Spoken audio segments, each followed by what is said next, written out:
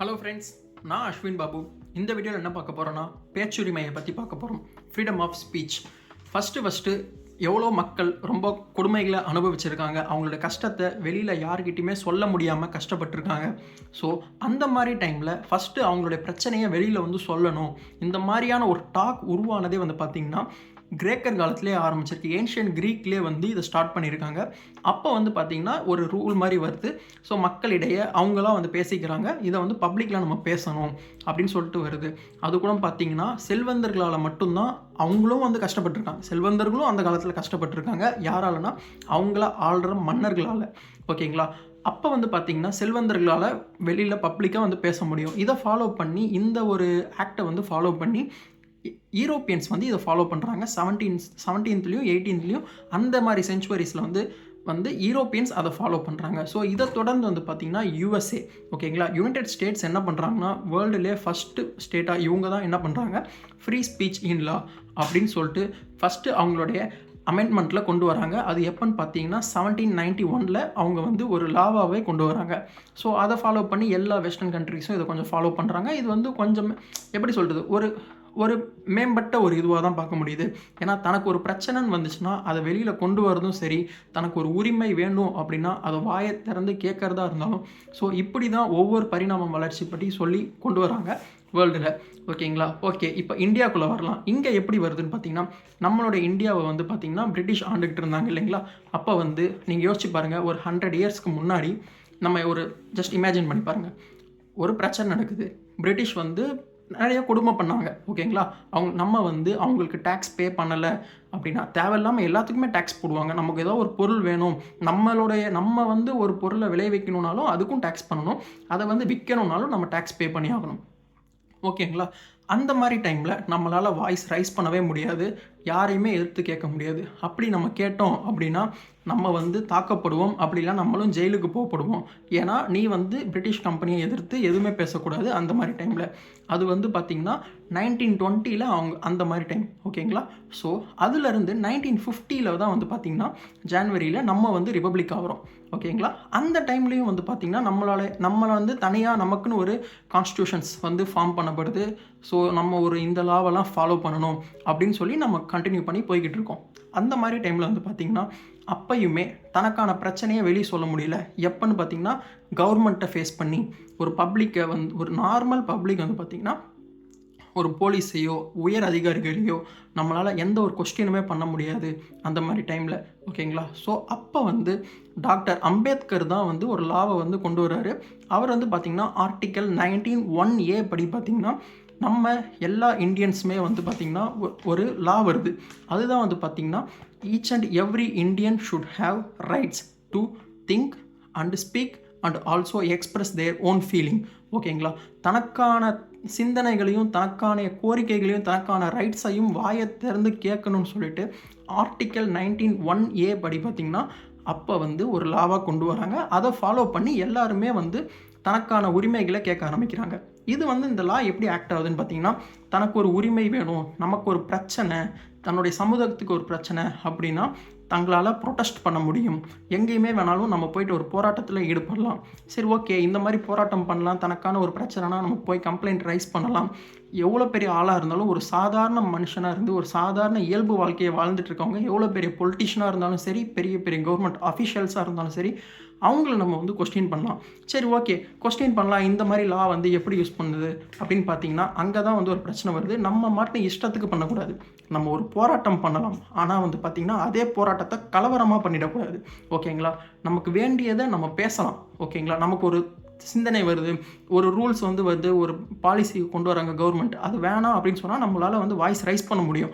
ஆனால் அதை பற்றி ஒரு பொய்யான தகவலை நம்ம பரப்பக்கூடாது, வன்மம் வந்து பரப்பக்கூடாது. ஒரு மனிதனை பற்றி நம்ம எவ்வளோ நாளும் கிரிட்டிசைஸ் பண்ணலாம். ஈவன் நம்மளுடைய பிரைம் மினிஸ்டர், பிரசிடென்ட், யாரை வேணாலும் நம்ம கிரிட்டிசைஸ் பண்ணலாம். பட் ஆனால் அந்த கிரிட்டிசைஸ் பண்ணுறதுல it should be some legal points. ஓகேங்களா? ஒரு பொய்யை வந்து நம்ம சொல்லக்கூடாது. கிரிட்டிசைஸ் பண்ணுறோன்னு சொல்லிட்டு தனக்கு ஒருத்தனை பிடிக்கலன்ற ஒரே காரணத்துக்காக நம்ம வந்து வன்மத்தை காக்கக்கூடாது. ஓகேங்களா? ஸோ அந்த லாவை வந்து யூஸ் பண்ணி நிறையா வந்து அப்யூஸ் பண்ண ஆரம்பிச்சிட்டாங்க அந்த லாவை. ஸோ தனக்கு பிடிக்காதவர்கள், தனக்கு பிடிக்காத பொலிட்டீஷியன்ஸ் அந்த மாதிரி பண்ணிக்கிட்டு இருக்கும்போது வந்து பார்த்திங்கன்னா, ஸோ அப்போ வந்து ஃபார் எக்ஸாம்பிள் நான் வந்து ஒரு ரியல் டைம் எக்ஸாம்பிளே சொல்கிறேன். ஃபஸ்ட்டு வந்து பார்த்திங்கன்னா, டெல்லியில் ஒரு ஸ்டூடெண்ட்ஸ்லாம் வந்து பார்த்திங்கன்னா நிறைய போஸ்ட் பண்ணியிருந்தாங்க. ஓகேங்களா, தன்னுடைய செல்ஃபோன் மூலியமாவோ இப்போ வந்து நிறைய செல்ஃபோன் டெக்னாலஜிஸ் எல்லாமே வந்துடுச்சு. தன்னுடைய வாய்ஸை வந்து தன்னுடைய ஃபேஸை கவர் பண்ணியோ ஏதாவது ஒரு ஐடியில் இருந்து கூட நம்மளால் வந்து நம்மளுடைய பிரச்சனையை வெளிக்கொண்டு வரலாம். ஓகேங்களா, அப்படி கொண்டு வரும்போது என்ன பண்ணுறாங்கன்னா, ஆப்போசிட் பார்ட்டிஸ், ஏன்னா ஒரு கண்ட்ரின்னு எடுத்துக்கிட்டால் அதில் 2-3 பார்ட்டிஸ் இருக்கும். ஓகேங்களா, for example BJP, Congress, DMK, TVK, ADMK, so இந்த மாதிரி நிறைய பார்ட்டிஸ் இருக்குது இல்லைங்களா. ஸோ இந்த மாதிரி பார்ட்டிஸ் இருக்கும்போது என்ன ஆகுதுன்னா, ஆப்போசிட் பார்ட்டியில் இருக்கவங்க ஆளுங்கட்சியாக இருக்கவங்கள பார்த்து தப்பான கொஸ்டின்ஸை ரைஸ் பண்ணுறாங்க. அதுவும் இல்லாமல் தப்பான ஒரு ஸ்டேட்மெண்ட்டையும் வைக்கிறாங்க. எப்படின்னு பார்த்தீங்கன்னா, டேரெக்டாக வைக்காமல் இன்டேரக்டாக நிறைய மக்களை யூஸ் பண்ணி, நிறைய ஸ்டூடெண்ட்ஸை யூஸ் பண்ணி, தனக்குன்னு இல்லாமல் தன்னுடைய பிளாட்ஃபார்மில் இல்லாமல் மற்றவங்களுடைய பிளாட்ஃபார்ம்லேருந்து ஆப்போசிட் பார்ட்டியை வந்து தப்பான ஒரு முறையில் ஒரு பிரதிபலிக்க வைக்கிறது. ஸோ அந்த மாதிரி பண்ணிக்கிட்டு இருக்கும்போது இது வந்து பார்த்திங்கன்னா, போலீஸ் வந்து ஸ்டூடெண்ட்ஸை வந்து அரெஸ்ட் பண்ணுறாங்க. எதனாலன்னு பார்த்தீங்கன்னா, ஃபேஸ்புக்கில் போஸ்ட் போட்டிருக்காங்க, ஒரு பொலிட்டீஷியனை வச்சு தப்பான போஸ்ட்டை போட்டிருக்காங்க. ஸோ அப்போ வந்து பார்த்திங்கன்னா, இது வந்து தப்பா சரியா அப்படின்னு எந்த ஒரு இதுவுமே இல்லாமல் ஸோ இந்த மாதிரி போஸ்ட் போடுறாங்க அப்படின்னு சொல்லிட்டு அவங்கள அரெஸ்ட் பண்ணியிருக்காங்க. அவங்கள ஜெயில்லையும் போட்டிருக்காங்க. ஸோ இது வந்து என்ன ஆகுதுன்னா, சுப்ரீம் கோர்ட்டுக்கு போகுது. அந்த கேஸ் வந்து மிகவுமே பெரிய பூதாகரமாக வெடிக்குது. ஸோ அப்போ வந்து பார்த்திங்கன்னா, சுப்ரீம் கோர்ட் ஒரு ஆர்டரை பாஸ் பண்ணுறாங்க. எதனால் ஃபஸ்ட்டு இவங்களை வந்து கேஸில் வந்து பிடிச்சாங்க அப்படின்னு பார்த்தீங்கன்னா, சரி இவங்களுக்கு தான் வந்து ஒரு ரைட்ஸ் இருக்குல்ல, ஆர்டிகல் 19 படி இவங்க எல்லாமே அவங்களுடைய ஃப்ரீடம் ஆஃப் ஸ்பீச்சை வந்து எக்ஸ்ப்ரெஸ் பண்ணலாம், தன்னுடைய ஃபீலிங்ஸை வந்து எக்ஸ்ப்ரெஸ் பண்ணலாம் அப்படின்னு இருக்கிறதுல தான் இவங்க பண்ணியிருக்காங்கன்னு சொல்லி இவங்க சைடில் இருக்க வாதத்தை முன்னாடி வைக்கும்போது, ஆப்போசிட் சைடு அந்த பொலிட்டீஷியன் சைட்லேருந்து வாதத்தை என்ன சொல்கிறாங்கன்னு பார்த்தீங்கன்னா, செக்ஷன் 66ன்னு ஒரு லா இருக்குது. ஸோ அங்கே வந்து அதுபடி பார்த்திங்கன்னா, இவங்க வந்து இந்த மாதிரி இன்னொருத்தங்களை வந்து தப்பாக பேசக்கூடாது அப்படின்னு சொல்லி வருது. இந்த இது வந்து அடுத்த ஹியரிங்க்கு வருது. அப்போ வந்து பார்த்திங்கன்னா, கோர்ட்டில் இருந்து சுப்ரீம் கோர்ட்டில் ஜட்ஜு வந்து என்ன ரூல் பாஸ் பண்ணுறாங்கன்னா, செக்ஷன் 66 வந்து பார்த்திங்கன்னா இனிமேட்டு வந்து யூஸ் பண்ணக்கூடாது. அது வந்து பார்த்திங்கன்னா ஆர்டிகல் 19 வந்து வயலேட் பண்ணுது. ஸோ பேச்சு உரிமையை சுத்தமாக குறைக்குது. தனக்கு ஒருத்தங்களை பற்றி கிரிட்டிசைஸ் பண்ணணும் அப்படின்னா கண்டிப்பாக அவங்கள பண்ணலாம். ஸோ பொலிட்டீஷியனாக இருந்தாலும் சரி, ஹையர் அஃபிஷியல்ஸாக இருந்தாலும் சரி, நம்ம அவங்கள பண்ணக்கூடாதுன்றது கிடையாது. ஸோ செக்ஷன் 66 வந்து கேன்சல் பண்ணுறது யாருன்னு பார்த்தீங்கன்னா 2015 இந்தியன் கவர்மெண்ட் இதை பண்ணுது. ஓகேங்களா. ஸோ பட் ஸ்டில் நம்ம என்ன தான் வந்து நமக்கு ஃப்ரீடம் இருந்தாலும் but there should be any restrictions. ஓகேங்களா, நமக்கு ஒரு பிரச்சனை, நமக்கு ஒரு சூப்பர் பவர் கிடைக்கிது, நம்மளால் யாரை வேணால் கொஸ்டின் பண்ணலான்ற ஒரே ரீசனுக்காக நம்ம ஒருத்தங்களை போட்டு தரைக்குறைவாக பேசுகிறதும் தப்பு, தரைக்குறைவாக அவங்கள பற்றி தப்பான ஒரு வதந்தியை பரப்புறதும் தப்பு. ஸோ பட் ஸ்டில் இப்போ வந்து இன்னொன்று இருக்குது பார்த்திங்கன்னா, ஆன்லைனில் நம்மளுடைய சோஷியல் மீடியாவில் அதுக்குன்னு ஒரு சோஷியல் மீடியா பிளாட்ஃபார்ம் ரூல்ஸ்னு இருக்குது.